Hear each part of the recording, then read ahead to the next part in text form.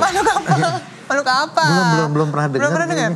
Itu lemak darah atau gimana? Iya benar. Trigliserida itu sebenarnya adalah lemak yang memang kita butuhkan untuk energi di dalam tubuh kita. Salah satu jenis lemak. Dan biasanya dia tuh memang berasal dari makanan yang akan masuk ke tubuh kita, diserap melalui usus halus, kemudian dari usus halus tuh kalau udah masuk, akan ada cairan empedu. Cairan empedu dan juga enzim-enzim akan mengubah dan mencerna lemak itu sampai terserap, kemudian akan menjadi lipoprotein densitas yang sangat rendah.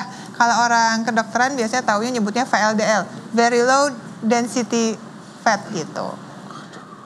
Pusing ya, panjang ya. Saya udah kayak langsung kuliah dokter. Langsung kuliah dokter, langsung ngerti gitu ya. Ngerti. Tapi biar gampangnya nih, orang bisa akan nyebutnya ini dengan kolesterol jahat. Nah, kolesterol jahat tuh macam-macam. Nggak cuma LDL, biasa udah pernah dong LDL. Nah, ini ada lagi VLDL, yaitu trigliserida itu. Dan biasanya kalau misalnya kita makan makanan yang banyak mengandung lemak atau dari goreng-gorengan, suka goreng-gorengan? Itu dia, hati-hati karena ternyata di goreng-gorengan itulah yang paling banyak kandungan trigliseridanya. Dan kalau sudah seperti itu, wah kalau kita makannya berlebihan nih, itu bisa diserap dalam tubuh kita, jadi lemak badan kita. Lemak ya?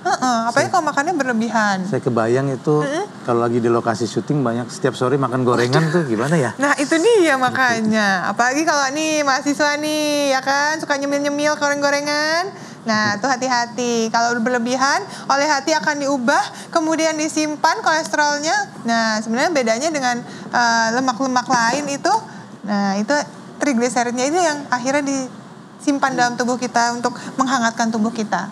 Biasanya kalau kayak gitu tuh identik dengan orang gemuk ya dok? Akhirnya memang kebanyakan pada orang yang gemuk, tapi jangan salah. Orang kurus juga bisa loh kena kolesterol tinggi. Oh ya? Iya dong, karena kalau misalnya kita bilangin nih, karena lemak ini kan ada di dalam darah. Kalau kolesterol sebenarnya kan memang kalau disimpan itu untuk membangun sel-sel dan juga hormon di dalam tubuh kita. Tapi kalau untuk trigliserida kan untuk energi diolahnya. Nah, kalau misalnya dia berlebihan, maka dia malah justru akan disimpan dalam tubuh sebagai lemak tubuh. Tapi ini sebagai lemak darah, bukan lemak yang ada di dalam kulit kita. Lemak gitu. darah? Lemak darah, jadi lemaknya tuh ngalir di dalam darah kita. Kebayang nggak? Nih saya ada gambarannya nih. Jadi ini darah kita, dia kalau kita makan makanan yang mengandung banyak lemak, dia akan masuk ya terserap dari saluran pencernaan. Dan ini adalah contohnya kapiler, pembuluh darah. Pembuluh darah kita. Di mana darah akan mengalir di dalam pembuluh darah, membawa si lemak-lemak tersebut ikut mengaliri pembuluh darah kita. Kebayang kan? Ikut ngalir ke seluruh tubuh kita. Nah, kalau misalnya jumlah trigliserid atau lipoproteinnya itu jumlahnya berlebihan, hal ini bisa menyebabkan resiko penyumbatan pada dinding-dinding pembuluh darah.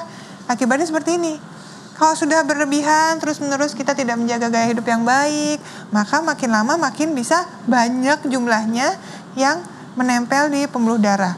Bayangkan kalau jumlahnya sudah berlebihan seperti ini, ya kemudian pembuluh darahnya bisa mengalami pengerasan, kemudian bisa mengalami penebalan, nah akibatnya bisa stroke, bisa serangan jantung, karena dia menyumbat pembuluh darah. Serem ya? Jadi bisa mengakibatkan kematian juga gitu dok? Oh iya pasti.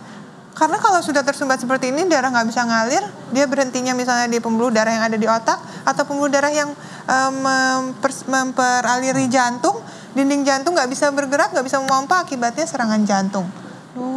Jangan sampai ya.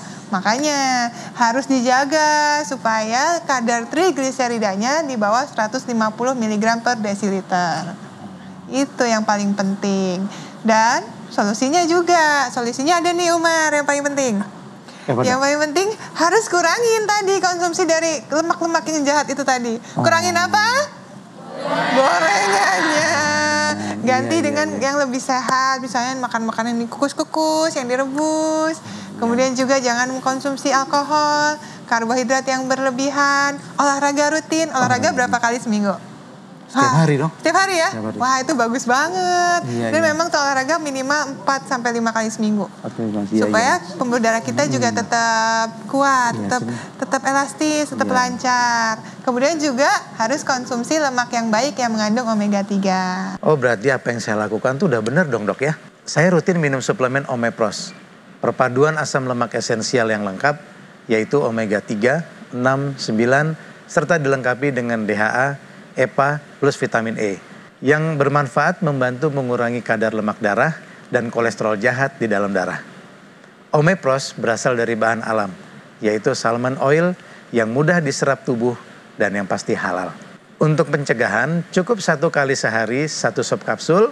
Dan untuk pemulihan kesehatan, bisa diminum 3 kali sehari. 1 sop kapsul setelah makan. Dan bisa dikonsumsi dari usia 18 tahun sampai usia lanjut.